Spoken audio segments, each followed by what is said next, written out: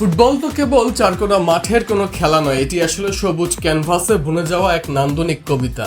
এই শিল্পমঞ্চের সবচেয়ে বড় দূরদর্শী আর প্রভাবশালী জাদুকরের নাম ইয়োহান ক্রুইফ, যিনি মাঠের ফুটবলার হিসেবে যতটা অনন্য ছিলেন, ফুটবলের রূপরেখার প্রবক্তা হিসেবে ছিলেন তার চেয়েও অনেক বড় এক ক্ষণজন্মা রূপকার। 1974 সালের পশ্চিম জার্মানি বিশ্বকাপ ছিল ক্রুইফের ক্যারিয়ারের একমাত্র বিশ্বকাপ মঞ্চ, আর এই একটি আসরে তিনি ফুটবল বিশ্বকে পরিচয় করিয়ে দিয়েছিলেন এক বৈপ্লবিক দর্শনের সাথে, যার নাম টোটাল ফুটবল।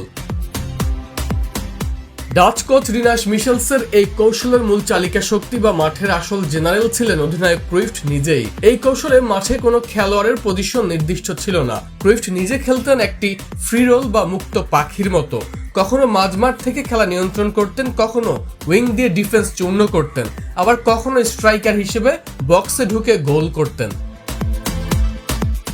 সে বিশ্বকাপে হল্যান্ড বা নেদারল্যান্ডস দল যেন মাঠে এক চোখ ধাঁধানো রূপকথা লিখেছিল। প্রথম পর্বে উরুগুয়ে ও বুলগেরিয়াকে উড়িয়ে দেওয়ার পর দ্বিতীয় পর্বে আর্জেন্টিনা ও ব্রাজিলকে খড়কুটোর মতো ভাসিয়ে দেয় ডাচরা। আর্জেন্টিনার বিপক্ষে 4-0 গোলে জয়ে ক্রুইফ করেছিলেন জোড়া গোল, আর ব্রাজিলের বিপক্ষে 2-0 গোলে জয়ের ম্যাচে তার করা সেই শূন্যে ভেসে থাকা ভলির দৃশ্যটি বিশ্বকাপ ইতিহাসের অন্যতম সেরা আইকনিক ছবি।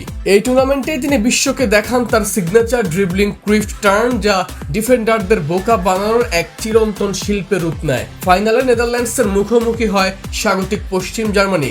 ম্যাচের প্রথম মিনিটে ক্রুইফ এক একক দৌড়ে জার্মানির বক্সে ঢুকে পড়েন এবং ফাউলের শিকার হন। ম্যাচের দ্বিতীয় মিনিটে জার্মানির কোনো খেলোয়াড় বল ছোঁয়ার আগেই পেনাল্টি থেকে গোল করে এগিয়ে যায় নেদারল্যান্ডস। কিন্তু অতিরিক্ত আত্মবিশ্বাস আর জার্মানির ফ্রেঞ্চ বেকেনবাওয়ারের লড়াকু ফুটবলের সামনে শেষ পর্যন্ত 2-1 ব্যবধানে হেরে রানার্স আপ হতে হয় ডাচদের। ট্রফি না জিতলেও 3 গোল ও 3 অ্যাসিস্ট করে টুর্নামেন্টের সেরা খেলোয়াড় হিসেবে তিনি জেতেন গোল্ডেন বল। এরপর আসে 1978 সালের আর্জেন্টিনা বিশ্বকাপ। মাত্র 31 বছর বয়সে ক্যারিয়ারের চূড়ায় থেকেও ক্রুইফ সেই বিশ্বকাপে অংশ নেননি। দীর্ঘ 30 বছর পর ক্রুইফ প্রকাশ করেন আসল সত্য।